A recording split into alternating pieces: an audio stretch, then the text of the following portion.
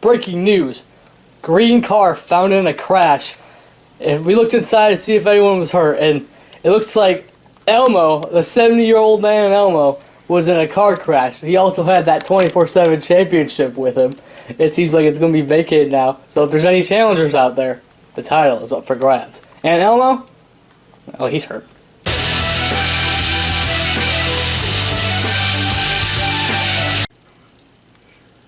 Well, that's unfortunate.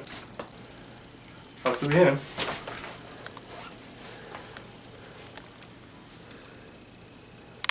The 24/7 championship?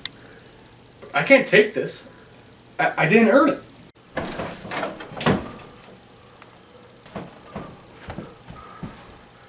Dragon! Champion! Oh! Uno, dos, tres! Champion!